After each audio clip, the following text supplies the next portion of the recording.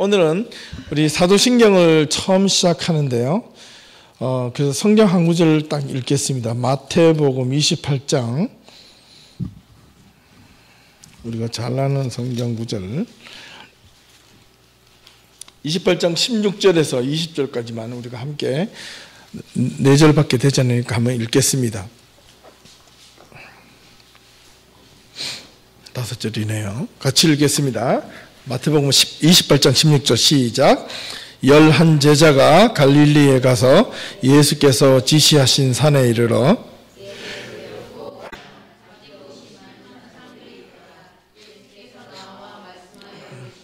하늘과 땅의 모든 권세를 내게 주셨으니 그러므로 너희는 가서 모든 민족을 제자로 삼아 아버지와 아들과 성령의 이름으로 세례를 베풀고 내가 너희에게 분부한 모든 것을 가르쳐 지키게 하라. 볼지어다 내가 세상 끝날까지 너희와 항상 함께 있으리라 하시니라. 예. 그리고 하나만 더 보죠. 고린도 후서 13장 13절. 고린도 후서 13장 13절 한 절입니다. 보통 목사님들이 마지막 축도 기도할 때 이 글을 근거로 합니다. 13장 13절 시작. 주 예수 그리스도의 은혜와 하나님의 사랑과 성령의 교통하심이 너희 무리와 함께 있을지어다. 아멘. 예. 첫 시간인데요. 이 사도신경에 대해서 여러분한테 간략하게 자칫하면 이렇게 강의 형태로 들을 수 있는데 그렇지 않고 신앙으로 여러분을 받아주시길 바랍니다. 여러분 지금 우리가 함께 고백하고 있는 사도신경은 그냥 갑자기 하늘에서 떨어지거나 언제부턴가 이렇게 누가 주술주술하게 외워지게 된 것이 아니라는 사실입니다. 이 역사가 있고 이 하나의 어떤 기원이 있습니다. 그거를 우리가 한번 잠깐 살펴보도록 하겠습니다. 예. 사도신경 안에는 크게 여러 가지 모든 구조가 있는데 보통 신학교나 이렇게 신학을 배우시는 분들은 기본적인 어떤 그런 큰 구도를 가지고 공부를 합니다. 첫 번째는 성부, 성자, 성령이라는 이 큰 세 도식을 가지고 사람들에게 필요한 부분들을 나누어서 연구를 하고 공부를 하고 그에 대한 어떤 나름대로 체계를 세우고 또 그 체계를 세운 것을 이제 교회나 총회나 노회 같은 데 가서 인준을 받고 그것이 교리라는 것을 향하여 채택이 됩니다. 그러나 과거에서나 예수님 이후부터 제자들과 그 위에 제자들을 비롯해서 초대교회 이후로 지금까지 변함없이 동일하게 우리가 함께 고백되어져 온 것이 있는데 그것이 바로 성부, 성자, 성령이라는 이 삼위일체 세 분의 하나님이지만은 그분 일체 하나이시다. 이게 기본 개신교 또는 가톨릭 그 외에 동방정교회 이런 교회라고 하죠. 예. 그런 기독교 전체를 말하면 기독교인데 기독교의 가장 컨셉이고요. 성부 하나님, 성자, 성령. 그래서 이 세 분이 우리가 어떤 하나님인지를 고백하는 것이 사도신경입니다. 사도신경에서 사도라면 아포스톨, 왜냐하면 제자들, 예수님의 제자들인데 제자들이 고백한 신조 이렇게 이제 번역이 됐는데요. 원래는 어떻게 시작된지 유래를 보기 전에 우리가 보통 학교에서 신학교에서 배우는 큰 맥락은 여기에 다 들어 있습니다. 이게 기본적으로 이해되어야 되는데 이게 가장 기본이 돼야 됩니다. 그런데 이거 외에 이런 것도 있습니다. 뭐냐면 실천신학, 목회상담학, 기독교 교육 이런 것들은요 사실 이 부류에서 속하진 않아요. 이걸 만들고 아웃사이드를 빼다 보니까 설교학, 실천신학, 그죠? 그다음에 이런 걸 하다가 이제 교회가 커지다 보니까 교회에서 어떻게 하나님의 말씀을 올바르게 전할 것인가, 어떻게 딜리버리를 좀 잘할 것인가, 설교하다 보니까 설교의 내용이 이렇게 변증법적 설교, 그 다음에 무슨 설교 하다 보니까 별의별 설교의 방식이 다 나오는 거예요. 어떻게 말하면 그 설교는 하나의 테크닉, 교인들을 향하여 말씀을 중심으로 해서 전달하기는 테크닉인데 언제부턴가 모르게 말씀의 핵심보다는 여기에 들어있는 본질보다는 이 딜리버리 하는 데서 상당히 많이 교인들이 관심을 갖고 그 다음에 목회자도 그 딜리버리 하는 방법을 어떻게 하면 좀 잘 가져올까, 거기서 뭐 이렇게 좀 정확하게 전달하기 위해서 예화도 가끔 가져와서 설명을 하는데 그 예화에 너무 집중하다 보니까 본질을 자꾸 잃어버리는 그런 상황까지 맞이하더라는 겁니다. 근데 기본적으로 우리가 이해하는 부분은 성부가 있고요. 성부 하나님 아시죠? 그 다음에 성자 예수님, 성령 하나님, 이렇게 이야기합니다. 성부 하나님에 관계된 것은 창조론, 어떻게 이 세상이 창조되었는가, 그리고 어떻게 인간이 만들어졌는가, 이게 성부 성자와 함께 연결되는데, 성부 성자 성령은 이게 비록 이렇게 되어 있지만은 늘 언제나 전부 다 같이 이렇게 운행하시고 함께 사역을 하셨다고 성경은 기록되고 있습니다. 근데 중심에는 우리가 사도신경의 가장 키워드는 뭐냐면, 여러분 사도신경을 고백해 보면 아시겠지만은 본문 사도신경 고백하는 내용 중에 가장 많은 부분을, 제일 많은 부분이 차지하고 있는 것이 바로 이 성자 예수님에 관한 내용입니다. 그러나 왜 그것이 성자 예수님에 관해서 그렇게 많이 서술되었는가가 이게 궁금하겠죠. 삼일째 하나님이면, 세 분 하나님 동일하신 하나님이면 우리가 고백할 때 3분의 1씩 3분의 1씩 이렇게 딱 나눠가지고 하면 되잖아요. 그러면 이렇게 딱 맞는데 왜 하필이면 성자 예수님만 굳이 내용이 예를 이 정도 된다면 전능하사 나는 전능한 하나님, 창조주 하나님을 믿습니다, 이라고 딱 맞나요? 끝나요. 그리고 우리 주 예수 그리스도를 믿사오니 이는 성령으로 잉태하사, 이래가지고 쭉 나오다가 한참을 나오다가 마지막에 나는 성령을 믿사오며, 그 다음에 거룩한 공예와 성도가 서로 곁드는 것과 죄를 사해주는 것, 몸이 다시 사는 것과 영원히 사는 것을 믿사옵니다, 이라고 딱 끝난단 말이에요. 이 중간에서 갖고 있는 이 방대한 이 부분을 우리는 짧은 걸로 우리는 이해를 하지만은 그 속에 어마어마한 어떤 신학적이고 신앙적이고 어떤 초대교회에서는 이 부분을 고백하기 위해서 심지어는 자기 목숨 하나밖에 없는 목숨까지도 내어 걸고 신앙을 지켰다라는 사실입니다. 그래서 참 중요합니다. 우리가 그냥 단순하게 고백할 것이 아니라는 겁니다. 성자 예수님을 가지고 우리가 분석을 해서 신학화 시킨 것이 기독론이라는, 크리스톨로지라고 해가지고 기독론, 예수님은 어떻게 하나님이신가, 그럼 그분은 누구인가, 그분은 신성과 인성을 갖고 계시는 분인가 아닌가, 다 신앙 고백인데 그거를 좀 체계화한 것입니다. 역사화해서 과거부터 지금까지 어떻게 예수님을 이해하고 있는가. 그래서 요즘 현대 신학자들 가운데서는 아주 좀 급진적인 신학자들은 예수님은 한 인간이다, 이렇게만 보고 마는 거예요. 그래서 기독론에서 보면 구원론이 나오지, 인간이 어떻게 구원을 받는가, 주 예수를 믿으라, 그리하면 너와 내 집이 구원을 받으리라, 뭐 이런 식으로, 그죠? 어떻게 구원을 받을 것인가, 예수로 말미암아 나는 길이요 진리요 생명이니 나로 말미암지 않고는 아버지께로 갈 자가 없다. 그 다음에 화해론이라 그러는데, 예수님을 통해서 성부 하나님과 만나는 그 인간의 죄로 인하여 단절되었던 이 관계를 예수님이 십자가로 지심을 인하여 어떻게 화해가 되나, reconciliation, 화해가 어떻게 되었는가. 그 다음에 예수님께서 베드로를 통하여 내가 교회를 세우리라. 그러면 교회는 어떻게 시작이 되었는가. 그 다음에 인간은 죄는 어떻게 형성이 되는가, 죄란 무엇인가, 거짓말을 하는 것이 죄인가, 아니면 그보다도 깊은 무언가 다른 것이 있는가라는 겁니다. 그런 걸 다 따져보는 겁니다. 그 다음에 성례제는 뭐냐니까, 우리가 원래는 6가지, 천주교는 6가지의 성례제인데 우리는 그 중에 보통 7가지, 7성례제, 17가지가 있는데 우리는 2가지만 합니다. 세례와 성만찬. 그 외에 천주교 가면 이게 결혼하기 전에 신부님한테 찾아 고해성사도 하고요. 고해성사도 성례제 중에 하나거든요.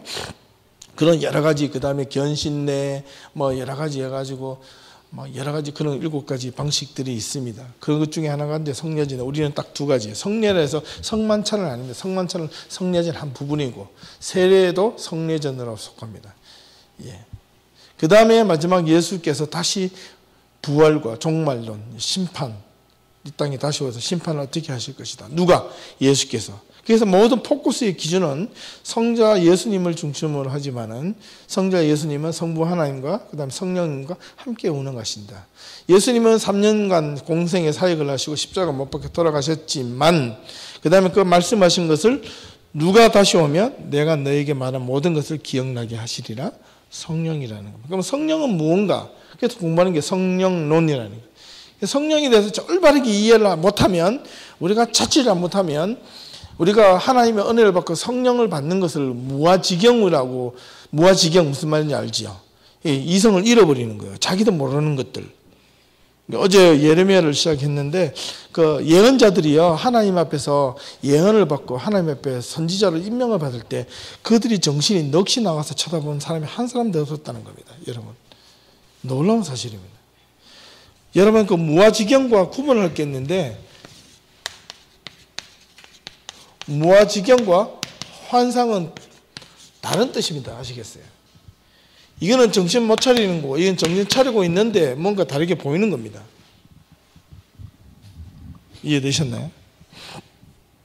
요한계시록 같은 경우는 사도 요한이 나이가 90이 넘어가지고 하나님부터 그 반모섬에서 있다가 길거리 가는 거 집안에 있다가 이 하얀 벽에다가 환상을 보게 된 겁니다. 그래서 그 환상을 보는 순간 요한이 그의 제자 폴리캅이라는 제자가 있는데 그 제자를 알고 폴리캅 불렀습니다. 그래가지고 옆에 폴리캅은 벽을 보다 아무것도 못 보는 거예요. 그런데 이 요한은 보는 겁니다. 보고 하는 말이 내가 지금 보는 것을 받아 적어라 이라는 거예요. 그럼 뭡니까 이거? 이성이 살아있다는 거잖아요. 생각이 눈으로 보고 듣고 하는 깨닫는 게 살아있다는 거잖아요. 예언서를 잘 보면 우리의 신앙이 어떻게 보면 좀 맹목적이고 뭔가 막 펄쩍펄쩍 뛰어야지만 하나님의 앞에 환상으로 뭔가 얻어지는 것처럼 생각하는데 구약 성경에는 신약에 들어보면 전혀 그런 사실이 없었다는 거예요. 사도행전 2장에 성령이 마가에 따라 성령이 임하실 때 불같이 내렸다 그랬지. 그래서 펄쩍펄쩍 뛰었단 말은 없습니다. 불이라는 것은 강력하게 뭔가 임재하는 그 하나님의 역사를 상징적으로 표현하는데 그 표현하는 상징적인 그 속에 그 불같이 혀가 불같이 나 사람들 각 사람에게 성령이 내리니까 뭘 하겠어요? 방언을 하기 시작했는데 그 방언이 무슨 목소리였어요? 그 곤대 근동 지방에 있었던 사람들의 방언이었다는 거예요. 그 옛날 그 경상도 사투리. 쉽게 말하면 그 사람들 갈릴리 사람들만 모여 있었는데 저기 뭐 아프리카, 뭐 아시아, 소아시아 이 주변에 있는 메대와 이 주변에 있는 사람들이 쓰는 그 사람들만이 쓰는 언어들이었는데 그 사람들이 갈릴리의 촌 사람들 영어나 뭐 배우지 않았는데 갑자기 입에서 영어도 나오고 막 나왔다는 겁니다. 그리고 이것이 고린도 후서 12장에 나오고 13장, 14장에 나오는 방언이 여기서 나오는 단어와 똑같은 단어입니다.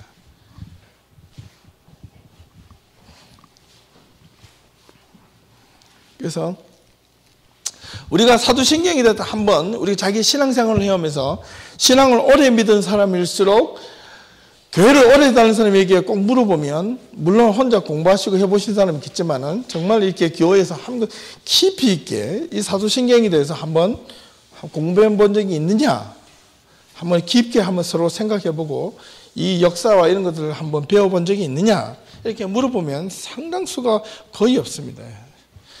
또 안타까운 것은 이것도요. 그 신학교 학교에서 사도신경 반 이런 게 없습니다. 자기가 알아서 공부를 해야 돼요. 그런데 교회 가서 그냥 사도신경 신앙고백 하니까 하는 거예요, 그냥. 중간에 빠진 단어들도 있고 이것이 나중에 첨부된 단어들도 있고 그게 왜 그렇게 첨부되고 단어되고 처음에 사도신경이 왜 나오게 된 배경을 우리가 안다면 이 사도신경이 얼마나 의미 있고 우리들에게 신앙에 본질적으로 깊이 있는가를 아시게 될 거라는 겁니다. 그래서 이런 큰 구조를 갖고 있습니다. 그래서 이걸 하나하나 따져가지고 공부한다면 사실 그래서 신학이라는 게 참 어렵습니다. 이걸 이해하려면 기본적으로 밑바탕에서 깔려있는 좀 세상적인 학문일지 모르지만 철학 같은 개념을 컨셉을 좀 가지고 와서 이해를 해야 됩니다. 그 다음 자 이제 사도신경인데요. 제일 오른쪽을 우리 매주일마다 하죠. 새로운 사도신경 번역 좀 해서 하고 있는데 우리 한 번만 쭉 한번 읽어보십시다. 그래서 첫날이니까 시작. 나는 전능하신 아버지 하나님 천지의 창조주를 믿습니다.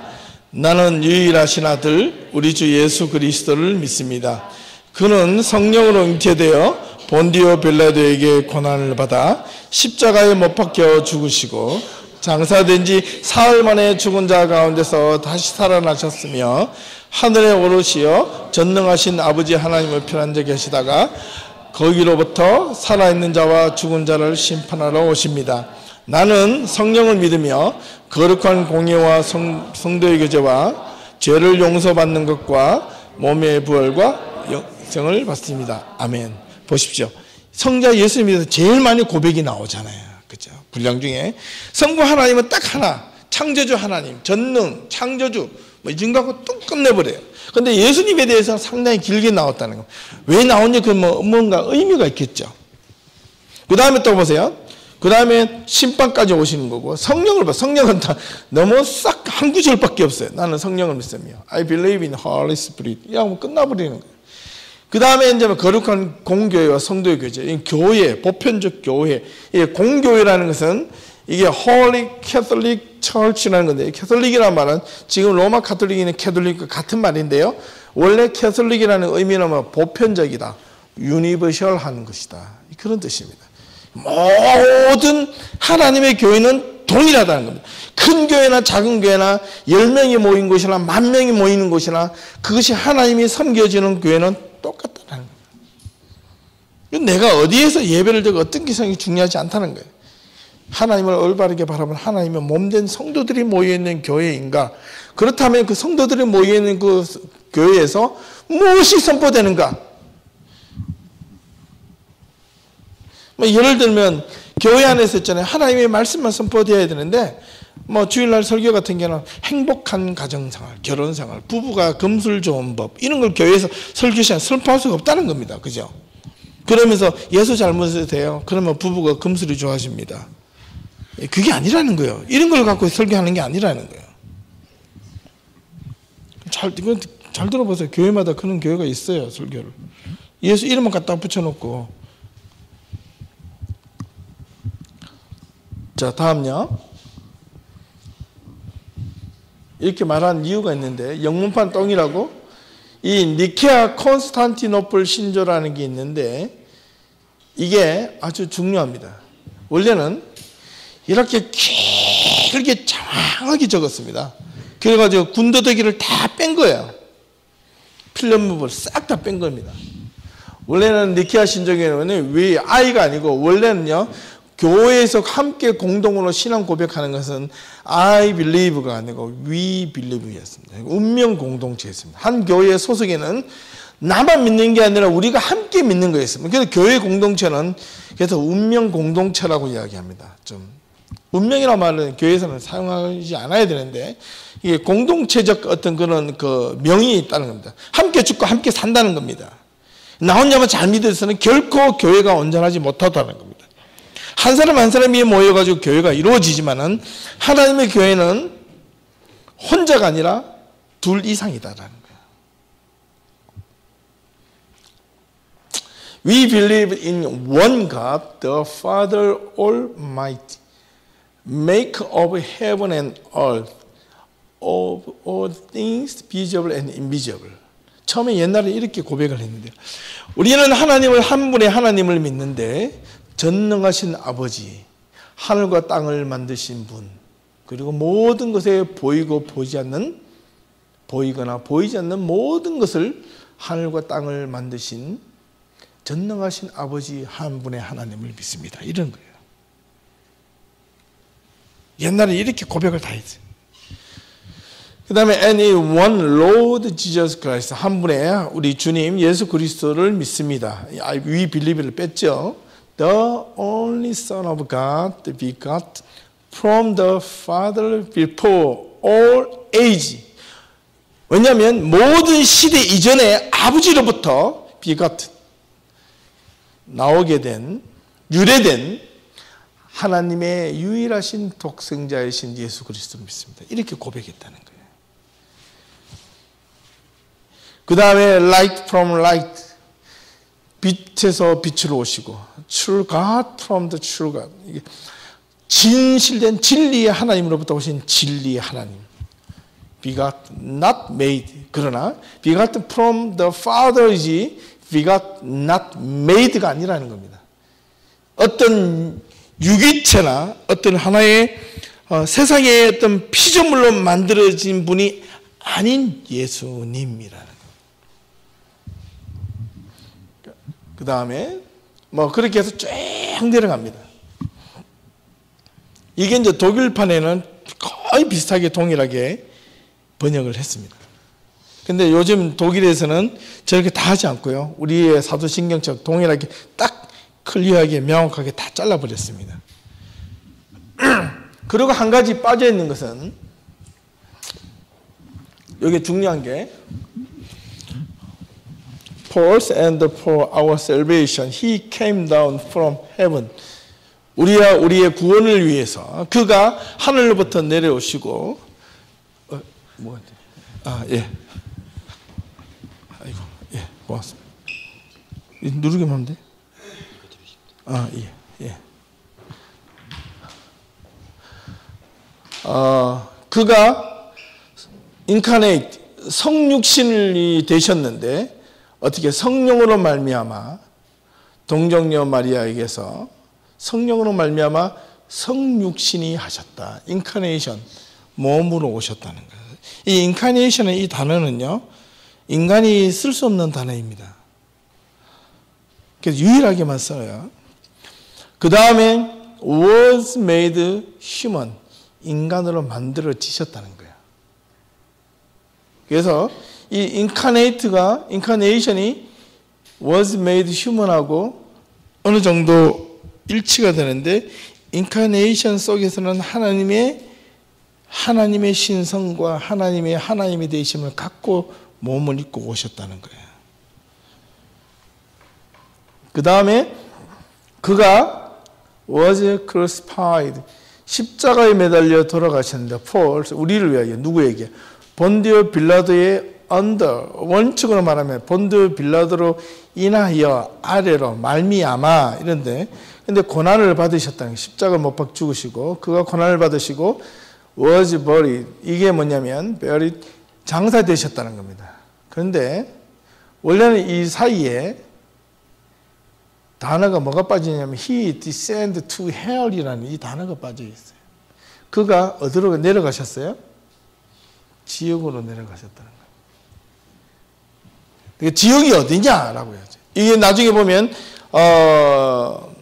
어디입니까? 베드로 전서인가요? 보면 믿지 않는 자들에게 복음을 전하러 막 내려가셨다는 그런 말이 있는데, 그래서 그게 지옥이라는데, 원래는 원문에는 어떻게 하냐면 그가 그냥 was buried, 그냥 죽었다, 묻혔다 이런 뜻입니다. 원래는 이 단어를, 원래 이 단어를 이렇게 번역을 한 겁니다. 나중에 그게 삽입이 돼요. 시대가 한 몇 년 지나고 나가지고. 그리고 나머지는 여러분들 쭉 잘 아시는 내용들입니다. 그래서 이게 he descended to hell 하고 was buried, 이 단어가 이런 문장 가지고 상당히 많이 초대교회 중세까지도 혼란을 가져왔습니다. 이 고백이 맞느냐, 정말 예수님은 돌아가셔서 3일 동안 무엇 하셨느냐. 그래서 어떤 분들은 죽어서 장사에서 베드로서에 보면 복음을 전하러 내려가셨다, 믿지 않는 자에게 어디까지? 지옥에까지. 근데 원래 의미는 그냥 죽으셨다, 죽음에 참여했다 이런 뜻입니다. 아시겠어요? 원래는 죽음에 참여했다, 그게 정확한 단어입니다. 자, 그 다음요. 오늘 많이 안 할게요. 서두른 부분이니까. 영문판에 보면 성령을 믿사하며, 근데 성령도 원래 이만큼 길어요. 이 니케아 콘스탄티노플 신조가 325년, 381년에 교회 공동체가 모여서 이게 신학자, 목회자들이 모여서 결정을 하게 된 배경이 있는데, 그건 뒤에 설명을 하겠습니다. 영문판에 한글판은 요 하나만 되어 있는데 원래 이만큼 깁니다. 우리는 성령을 믿사오니, 우리 주님 성령을 믿습니다. 다 로드란 말을 써요. 뭐냐면 The Giver of Life. 번역하면 뭐죠? 생명의 시여자. 생명을 주시는 분. 생명을 주시는 분. He proceeds from the Father and the Son. 그는 아버지와 아들로부터 나오셨다. And with the Father and the Son. 아버지와 아들과 함께 is worshipped. 예배 경배를 받으시고 영광을 받으시는 분이시다. 그리고 그는 말씀하신다. 누구를 통하여? 누구를 통하여 말씀하셨어요? 예언자들. 그러니까 사도신경을 고백할 때에 그런 내용도 빠져있지만 이 의미 속에서는 전혀 근거 없이 나온 게 아니라 성경에 나오는 예언자들과 그 다음에 성경에 들어있는 본적인 여러 깊이 있는 고백들을 하나하나 끄집어내가지고 하나의 완성된 신앙 고백서가 나오는 겁니다. 그 다음에 마지막에는 원래는요 여기까지가 사도들이 12제자 사도들이 예수님께서 부활하시고 성천하시고 난 뒤에 뭐 베드로부터 해가지고 12제자들이 한 명씩 돌아가면서 말을 했다 이런 전설이 있어요. 근데 그게 명확한 문헌이 없어서 인지 아닌지는 우리 알 길이 없고 그 이후에 이제 서서히 나타납니다. 근데 나중에 이런 내용들이 이제 첨가됐다 아니면 원래부터 있었다라고도 이야기하는데 사실은요 예수님의 12제자들이 살아 있었을 때는 이런 사도신경이 필요가 없었어요. 왜? 예수님은 직접 눈으로 본 자들이니까 사도신경을 신앙으로 고백할 이유가 없잖아요. 나는 봤다는 거예요. 그냥 직접 다 경험했고 나는 예수님과 함께 살았다는 거예요. 그만큼 정의만큼은 확실한 사람이 없습니다. 법정에서 효력이 있는 사람이 이 범죄자나 이것이 무죄로 판결될 때 가장 결정적인 역할을 하는 사람이 증인이죠. 증인이 나는 그 사람이 범죄했다고 검사가 와서 이 죄를 하려고 했지만 정인에 나와서 그 사람 거기 없었다라고 한다면 이게 무죄 판결이 되는 거예요. 그만큼 이 정인은 사도라는 것은 예수님의 직접적인 제자라는 것은 그만큼 예수님 이후에 가장 큰 어떤 큰 뭐라고 해야 되나 특권이라 그럴까. 그래서 우리가 사실 이 사도라는 말은 유일하게 하나밖에 쓸 수가 없어요. 원래는 용어는. 예수님의 사도, 예수님의 제자 12명밖에 쓸 수가 없어요. 사도행전도 보면 예수님의 제자들이 했던 말이죠. 우리는 사도가 아닙니다. 우리는 예수님의 뭐는 될 수 있지만 예수님의 사도는 될 수가 없어요. 뭐는 될 수 있어요? 제자, 그렇죠. 제자는 될 수 있어요. 예. 제자는 될 수 있어도 사도는 될 수가 없단 말입니다. 예수님의 사도, 12사도들의 그의 제자를 가지고 이게 신학적으로 뭐라고 하느냐면 이게 속이란 말을 붙여요. 그 속에서 밑에서 나온 아들, 속사도라고 합니다. 요 사도의 밑에 있는 그 제자들을 가지고 속을 두 분을 보셔. 속사도. 그 다음부터 해가지고 나오는 것이 뭐냐면 교부란 말을 씁니다. Father. 그래서 여기서 나오는 게 이 사도의 첫 번째 교황이 카톨릭에서 처하는 게 베드로가 되는 거죠. 그래서 교황으로부터 해서 베드로의 사랑하는 제자, 그 제자에서 가장 사랑하는 제자, 그렇게 이렇게 쭉 내려와가지고 오늘 지금 교황 300 몇 대인가요? 나와가지고 지금 현재 교황 2까지 내려오는 겁니다. 족보상으로. 근데 이 교회 역사에서는 중간에요. 같은 사도 안에서 교황이 2명 나오고 서로 치고받고 싸우고 이런 이야기들을 엄청나게 많이 합니다. 교황 한 명을 이렇게 군주가 잡아가지고요. 저기 프랑스에 있는 아비뇽이라는 곳을 데리고 가지고 80년 동안 데리고 삽니다. 막 감금시켜 놓고. 그래서 이제 또 한 명을 지가 꼭두각시 교황을 로마에다 교황청에다 딱 세워놓고요. 이게 멀리서 이렇게 원격 조정 정치도 하고 이런 역사적인 비극들이 상당히 많이 일어났습니다. 교회의 이 사도신경에 대한 신앙 고백 하나 때문에 갈라진 교회가 바로 로마 카톨릭과 동방교회와 서방교회라는 거예요. 동방정교회와 서방교회가 서방교회는 로마 카톨릭인데 이렇게 두 교회가 갈라집니다. 그런 역사들이 계속해서 일어나요.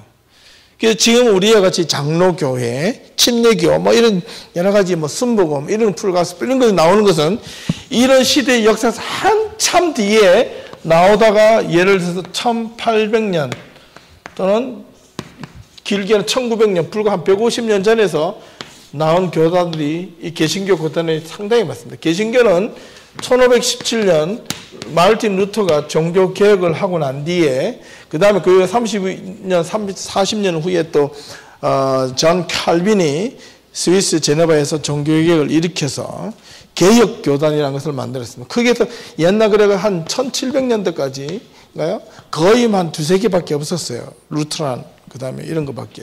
그래서 유럽에는 가보면 독일 위쪽에 있는 나라들 덴마크, 스웨덴, 핀란드 그 다음에 그다음에 어디입니까? 노르웨이 이런 데는 90% 이상이 다 루트란 처치입니다. 그리고 우리 장로교회는 이 중간에 누가 나오냐면 존 낙스라는 사람이 스코틀랜드에서 종교 개혁을 카톨릭에 대항해서 종교 개혁을 일으켜서 만든 것이 장로교회입니다. 그래서 이 교회 개신교회는요 원래 한 뿌리로 나오다가 막 여러 개로 갈라지는 거예요. 뭐 장가지처럼. 그러나 그 모든 교회들이 이단이 아니고 동일한 교회라고 인정을 받는 것은 바로 이 사도신경이 동일하게 고백하기 때문에 그렇습니다. 이거 상당히 중요한 거예요. 좀 교단이 다르고 좀 뭔가 색깔이 달라도 침례교, 장로교, 순복음 이렇게 다 달라도 자기가 지향하는 바가 좀 달라도 그래도 그걸 끝까지 이단이라 취급하지 않은 것은 이것이 때문이라는 거예요. 이 고백. 그리고 이거 왜 중요한가? 또 한번 살펴봐야 되겠죠. 넥스트. 자, 사도신경에 성경의 형성과 역사가 있는데 사도신경이 형성된 첫 번째 배경은 1차 니케아 신조 325년에 여기에 생겼는데 만들어지기 전 앞서 언급한 아리우스라고 하는 자가 있었어요. 이 로마가 아니고 이 300년이 좀 지나고 난 다음에 이 교회가 두 가지로 갈라져요. 엄청난 예수님께서 부활 승천하시고 나서 내가 곧 다시 오시겠다고 뭐 요한복음이나 이런 데 보면 곳곳에 말씀하셨는데 제자들은 사도행전을 통해서 예수님이 승천하고서 금방 오시겠다고 했을 때 아주 임박하게 금방 오실 줄 알았어요. 그래서 막 기다렸습니다. 그런데 열흘 뒤에 누가 왔습니까? 성령이 왔어요. 야, 정말 예수님의 말이 맞구나. 그래서 우리는 더 뜨겁게 기도하고 준비하고 하자. 그래서 열일을 제쳐놓고 막 주님이 오시기 위해서 마음의 준비를 단단히 하고 언제 오시려나 막 이렇게 하고 있는데 한 달, 두 달, 6개월, 1년, 2년, 10년, 20년이 지나도 예수님이 올 기미가 안 보이는 거예요. 그러자 이 제자들이 당황을 하기 시작한 게 아니라 뭔가 새로운 마음을 결단을 하기 시작한 거예요. 교회를 든든하게 세워야 되겠다. 그렇다고 예수님이 없는 것은 아니다. 안 오신 건 아니다. 오시는데 그래서 중간에서 예수님의 12제자 중에 한 사람이 누가 자살을 했나요? 유다가 죽고 났죠. 그래서 예수님이 돌아가시고 난 다음에 11제자가 남았었는데 거기에 예수님께서 12제를 선택한 마지막 한 사람을 뽑으려 했던 것은 원래 이름은 다른 사람이었습니다. 그죠? 사도행전 보면 누가 나옵니까?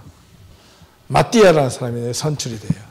그래서 이들은 12명을 딱 해놓았는데 그 엑스트라로 한 명이 예수님의 사도라고 스스로 예수님을 직접 만나지는 못했지만 자기가 스스로 사도라고 고백한 사람이 바울이라는 거예요. 근데 놀랍게도 하나님의 역사는 교회의 역사는 이 12명의 제자들보다 이 바울 한 사람이 12명 이상의 역할을 했다는 사실입니다. 놀라운 겁니다. 이 바울은 아시죠? 유대인과 바리새인 중에 바리새인이고 예수를 믿는 사람들을 잡으러 다녔던 핍박자였습니다. 여러분들 잘 아시는 그 누굽니까? 일곱 지사업 중에 한 사람 스데반이 돌로 쳐서 죽을 당할 때 바울이 그때는 사울이었죠. 그 스데반이 죽음의 자리 앞에 가서 증인으로 서 있었습니다. 그래서 그 모습을 보자 바울은 분개했습니다. 사울이었는데 분개했습니다. 이놈의 예수쟁이들 때문에 이 교회 이스라엘 구약이 전통적으로 내려왔던 율법과 규례와 법도와 명령이 다 무너진다고 봤어요. 그래서 내가 자칭 이제 앞으로 차세대 내가 사내들인 공의회의 최고 의장이 될 사람인데 내가 뭔가 하나 한 건을 해야 되겠다. 그래서 작정한 것이 스스로 자원해서 사내들인 공의회에다가 대제사장에게 요구를 했습니다. 이 예수 믿는 사람들이 교회에서 핍박에 가해져 로마 제국에서 핍박에 가해지니까 이들이 도망을 어디로 가 있었다? 저기 다메섹에 가니까 거기 너무나 많이 가 있더라. 지금 오늘날의 시리아의 수도 다마스쿠스. 그쪽에 가서 사람이 있는데 내가 가서 사람들 모조리 다 일일이 확인해보고 잡아서 돌아오겠나라. 군대를 좀 주시오. 군대를 받았습니다. 그래서 간 거예요. 그래서 도착해가지고 다메섹에 들어가기 바로 직전 앞에서 예수를 만났던 겁니다. 당신 누구요? 사울아 사울아 네가 왜 나를 핍박하느냐. 누굽니까? 근데 옆에 사람 또 못 들었어요. 환상입니다. 환상을 보았어요. 환상을 봤는데 옆에 사람은 못 봤는데 바울은 대답하고 묻고 대답하는 겁니다. 그죠? 지극히 정상적인 이성을 갖고 있어요. 자, 옆에 대답하는 겁니다. 누굽니까? 누굽니까? 누굽니까? 라고 묻는 거예요. 그때 예수님께서 하늘에서 네가 나를 핍박하는 바로 그 예수다. 바울은 그 자리에서 꼬꾸러진 겁니다. 뭐가 꼬꾸러졌어요? 자기가 가지고 있던 자기의 생각의 관념과 자기가 그동안 철두철미했던 자기의 아집과 고집이 그 자리에서 예수님의 한마디에 무너진 겁니다. 인생이 바뀐 거죠. 보십시오. 여러분들이 예수님을 만나고 하나님을 만날 때 뭔가 이상한 것을 통하여 만나는 게 아니라 여러분은 환상이라는 자체가 무서운 게 아니고 두려운 게 아니고 여러분들도 지극히 아무나 만날 수 있다는 겁니다. 예언자들도 성경에 나오는 예언자들이 대단한 사람들이 아니라 저와 여러분들 같이 지극히 평범한 자들이었다는 건데 그들이 어떻게 하나님 앞에 쓰임을 받을 수 있었을까? 딱 한 가지. 청결한 마음, 순수한 마음이 있었다. 이거 하나만 가지고 우리가 하나님 앞에 서면요, 여러분 마태복음 5장에 보면 팔복이 나오잖아요. 제일 먼저 뭐가 되어 있습니까? 아시죠? 다 외우십니까? 이것도 외워도 좋은데 제가 하나 저 토를 틀릴까봐 제가 한번 읽어드릴게요. 이거는 신대원 시험 칠 때 맨날 심해 오니 극마 화이 이렇게 옵니다. 예. 그러면 딱 끝나요. 심령에 가는 자는 복이 있나니 천국에 거이심 이렇게 쭉 하다가 5장 8절에 보면 마음이 청결한 자는 복이 있나니 그들이 무엇을 볼 것이며 하나님을 볼 것이라 했어요. 그죠? 여러분 마음이 순수해지면 하나님을 만날 수 있다는 거예요. 환상 가운데 뿐만 아니라 여러분이 살고 있는 여러분의 이성 속에서 마음 속에서 하나님을 직접 판타스틱한 어떤 무아지경 몽롱한 상태에서 꿈을 꾸듯이 만나는 게 아니라 정상적인 상태에서 여러분들 하나님을 온전하게 만날 수 있다는 겁니다. 마음이 청결한 자는 복이 있나니 저희가 하나님을 볼 것이며. 보기를 소망하십니까? 예, 먼저 마음을 깨끗하게. 이 니케아 신조가 이 아리우스라고 하는 사람이 누구냐면 원래 교회 교부였습니다. 교회 지도자였어요. 이 교회 지도자가 이렇게 핍박을 받고 있는 바울이 이후에 예수를 만나고 나서 바울이 죽고 한 100년 내지 150년 동안요 교회가 엄청난 핍박이 쌓여져 있었습니다. 그런데도 교회가 죽지 않고 계속 성장이 되는 거예요. 놀랍게도 하나님의 은혜로 성령이 인도하심으로 계속 성장이 되는 거예요. 성장이 되는데 예루살렘에만 있는 것이 아니라 이 사람들이 어디로 다 피시네요. 예루살렘을 떠나가지고 디아스포라 유대인들이 되는 겁니다. 그래가지고 바울이 복음을 전하러 소아시아 7개를 비롯해서 전도 여행을 소아시아 중심으로 3번이나 돌게 되고 그 다음에 뿐만 아니라 지금 이스라엘에 이렇게 있는 여기 이스라엘이라고 한다면 이 예루살렘이 여기 있고 이렇게 해가지고 로마에까지도 기독교 교인들이 흩어져서 생기게 됐고 또 밑에는 에집트에 있는 애굽에 있는 사람들 중에 여기다 많은 기독교인들도 내려가서 그 외에 이 전적으로 다 퍼지게 된 겁니다. 그런데 그 중에 한 지역을 담당해서 이런 큰 지역을 담당을 맡아 총책임자라고 할 수 있는 교회 지도자 이름이 아리스라고 하는 지도자가 있었는데 이 사람이 어떤 문제를 제기했느냐면 예수님에 대한 신성을 의문시했습니다. 예수님은 하나님이 신성을 거부한다.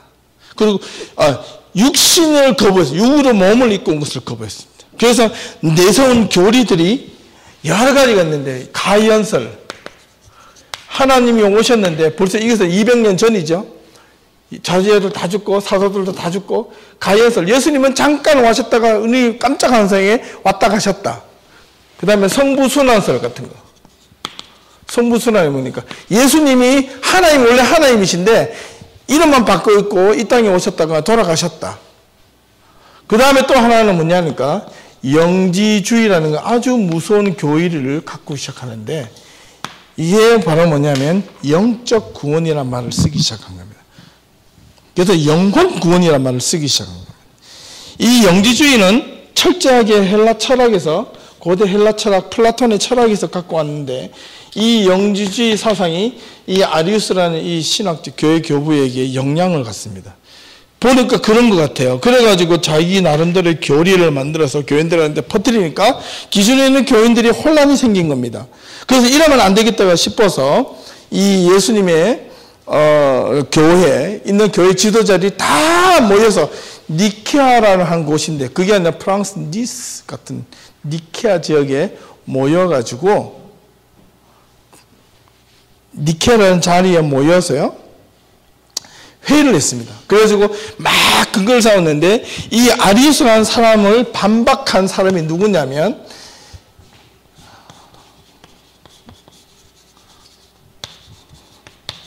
아다나시우스라고 하는 이 사람인데, 이 사람이 하나님은 삼위일체 하나님이시고 성부와 성자와 성령이 유일하게 존재하신다. 그리고 성자 예수님은 하나님의 인성과 신성을 동일하게 입고 오셨다. 그래서 육의 몸으로 입고 오셨다라고 거꾸로 니케아 신조를 위로 올라가 보면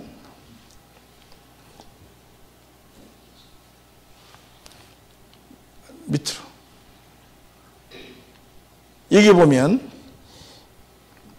begotten from the Father라고 되어 있고, 요런 몸, 이게 만들어지지 아니하신 분, 육체 아버지로부터 나으셨다. 이런 내용들이 나오기 시작하는 겁니다. 원래는 이런 것들이 없었어요.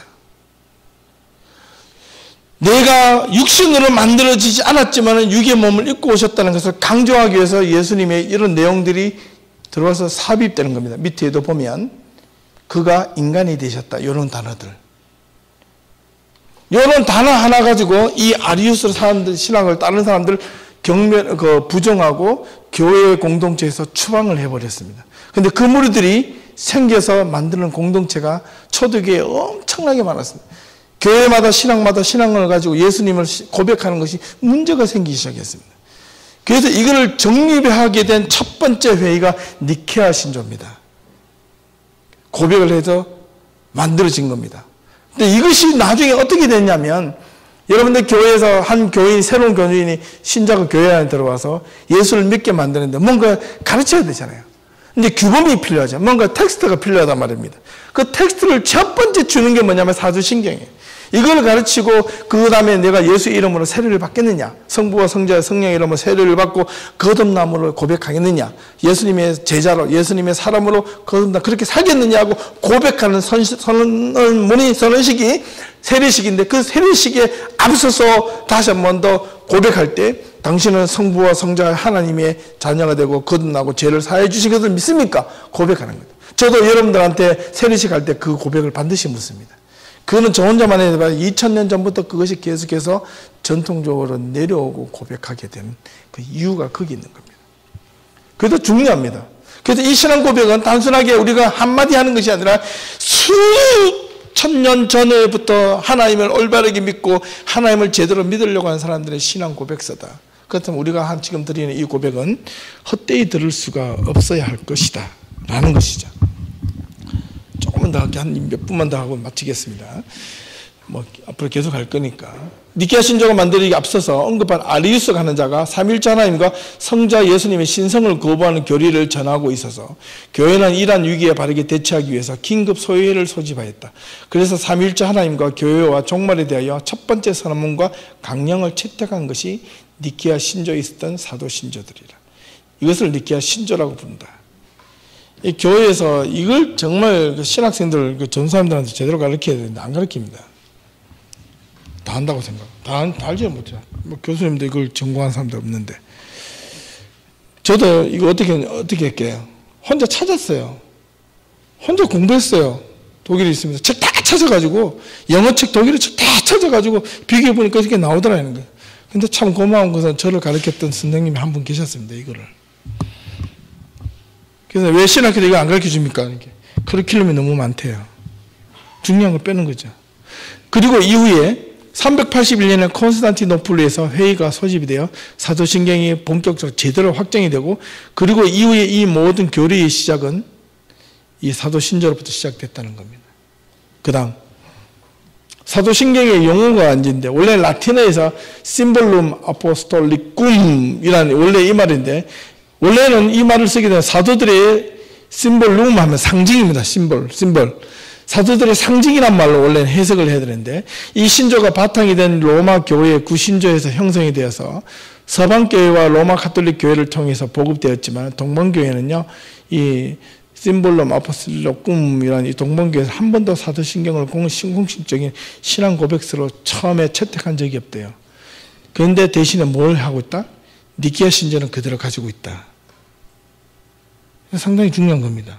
동방정교회와 우리하고 색깔이 달라도, 여러분 동방정교회 그 예배 드리는 건 가봤나요?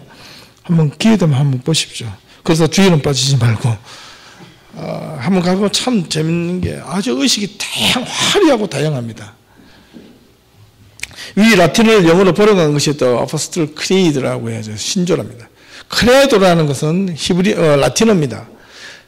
라틴어의 사도적이라는 아포톨리쿰이라고 하는 형용사를 사도들의 원래 형용사적 의미인데, 번역한 것은 이 신앙 고백이 단지 한 제자의 고백이 아니라 예수님의 모든 제자들, 그리고 나아가 모든 성도들의 신앙 고백이 되는 것임을 알게 하기 위해서 그런 것이다.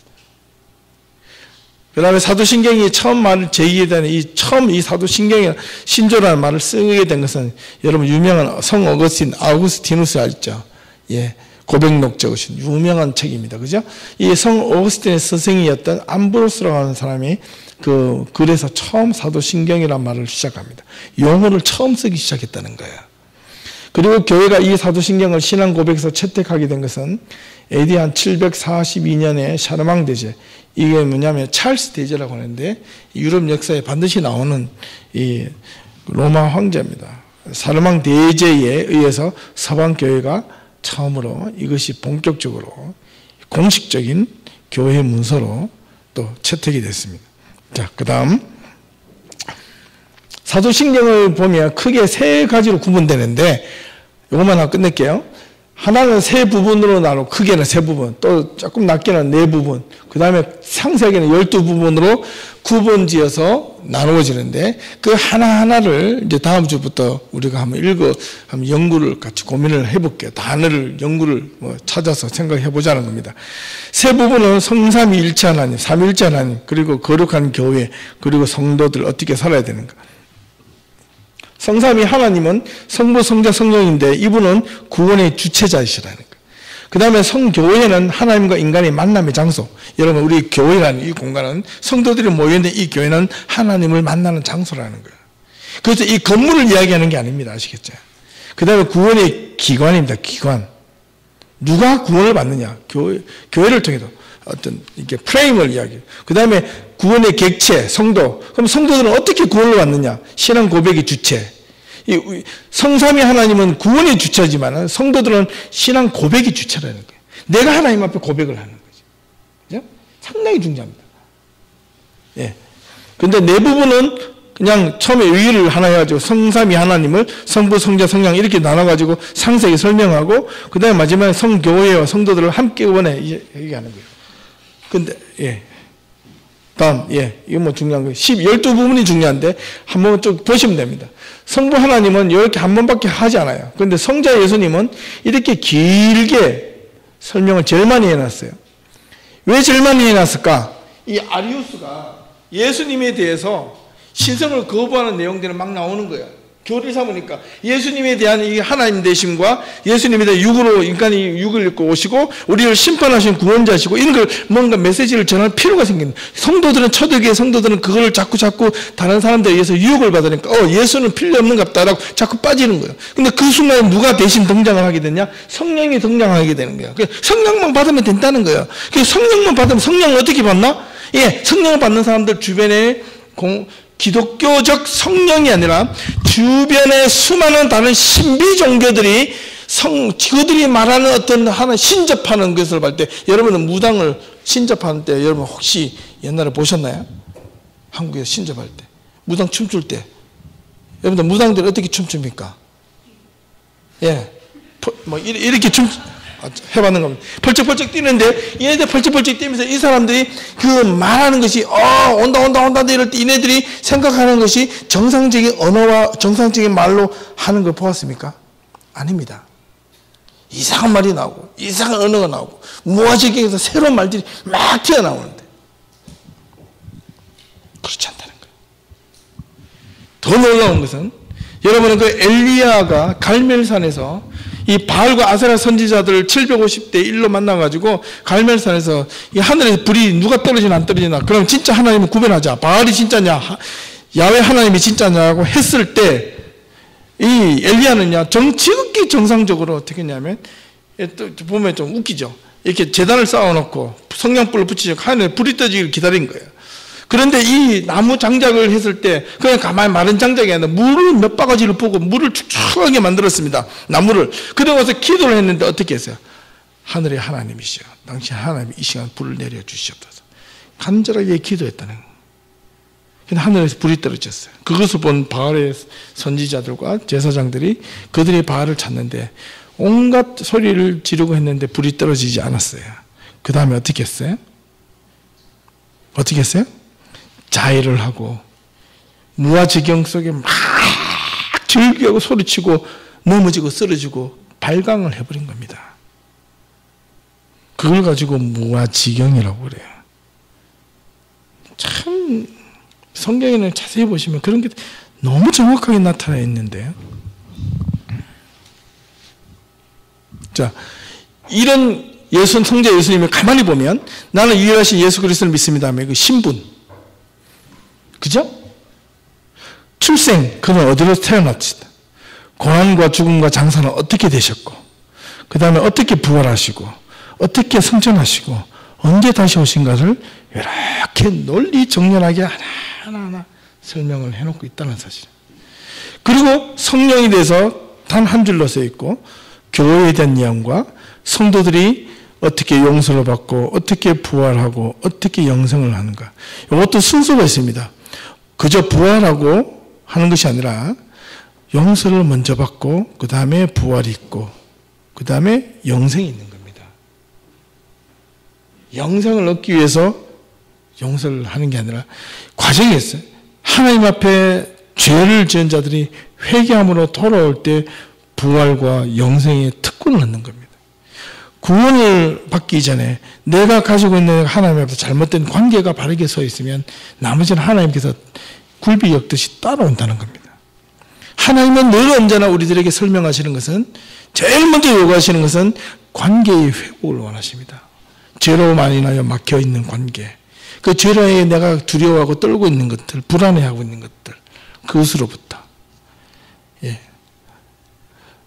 이제 이야기해도 되죠? 어제 제가 오후에 전화 한 통을 받았는데 우리 유정이로부터, 아시는 분은 아실 겁니다. 그죠? 예. 갑자기 목사님 처음에 이러길래 번호 안 뜨는 번호가 올라왔어요. 누군가 싶어서 전화를 받았더니 유정이에요. 목사님이라면서 어쩐 일이냐 하니까 좀 자꾸 울먹이는 목소리더라고요. 이게 속으로 떠 떨어졌나 이러신 분들. 저 합격했어요. 근데 그 목소리가 너무너무 아름다운 거예요. 예. 그런데 내가 너무 잘했다. 옆에 안에서 막 박수 쳐주는데 너무 좋다. 그런데 유정이가 하는 말이, 하나님께서 제 기도를 들어주셨다는 거예요. 왜? 여담교회 함께 오래오래 교회에 있고 싶었는데 공부를 할 수 있어서 좋았다는 게, 이거보다도 자기 신앙 고백이 내가 예담교회 안에서 같이 있게 돼서 너무 좋다는 거예요. 그 진짜죠? 예. 예. 그래서 저도 너무 기뻤고, 근데 이 유정이가 그 중간중간에 그 전에 몇 번 힘들어 해가지고 저한테도 이야기도 하고 했을 때마다 뭐라 그러냐면, 절대로 포기하지 마라. 절대로 포기하지 마라. 절대로 좌절하지 마라. 한 번만에 된 사람은 좌절 뒤에 얻어지는 그 기쁨을 결코 누리지 못한다. 그러나 그 자질려고 한 번 넘어지고 두 번 넘어지고 세 번 넘어지고 그때 일었을 때 그 기쁨은 한 번만에 붙어가지고 그냥 뚜벅뚜벅 걸어가는 사람보다 훨씬 큰 감동과 은혜와 이것이 소중함을 알게 될 것이다. 계속 그랬어요. 그래서 포기는 하지 마라 그랬어요. 다른 건 다 포기해도. 잠도 포기하고 노는 것도 포기하되 네가 끊임없이 도전하는 걸 포기하지 마라 그랬어요. 근데 전화 왔는데 너무너무 기쁘더라고요. 그게 뭐냐면 어제 하루만 무조건 나 합격했다 밖에 나가서 막 미친 듯이 뛰어다니면서 소리 지르라 그랬어요. 그리고 어제 하루만 즐거워해라. 오늘부터 다시 시작해라. 하나님을 믿는 사람들은 동일합니다. 내가 예수님 한번 믿었다고 모든 게 다 해결된 게 아니고 내가 예수님을 믿음을 인하여 그 다음에 내가 또 어떻게 달려갈 것인가에 대해서 철저하게 내가 마음으로 믿음으로 생각으로 열심히 준비해야 된다는 겁니다. 우리가 사도신경 이거는 단지 하나 그냥 강의로 하는 것이 아니라 여러분들한테 뭐 아는 걸 그냥 반복해서 설명해 드리는 것이 아니라 이것이 내 몸속에 체화가 되어서 내가 세상에서 내가 바깥에서 아니면 내 삶의 고난 앞에서 내가 절망 앞에서 어떻게 이 하나님이 주신 이 신앙 고백이 나에게 힘이 될 것인가 이것과 싸우라는 겁니다. 그러기 위해서 오늘 이 자리도 만들었다고 볼 수 있습니다. 여러분들 금요일마다 주일 와가지고 이렇게 예배 드리는 이 시간에 여러분들 시간이 남아서 오는 사람들이 별로 없잖아요. 거의 없잖아요. 예. 이 자리에 앉아있는 것은 뭔가 얻기 위해서 왔는데 그 얻는 것을 개인적인 욕심이 아니라 내가 하나님 앞에서 어떻게 바르게 설 것인가에 대해서 고민하는 사람들이 이 자리에 올 수 있기를 바랍니다. 괴로워하는 사람들, 절망에 빠진 사람들도 올 수 있어요. 하나만 더 하고 마칠게요. 절망에 빠졌습니까? 괴롭습니까? 힘듭니까? 예, 그냥 그대로 놔두세요.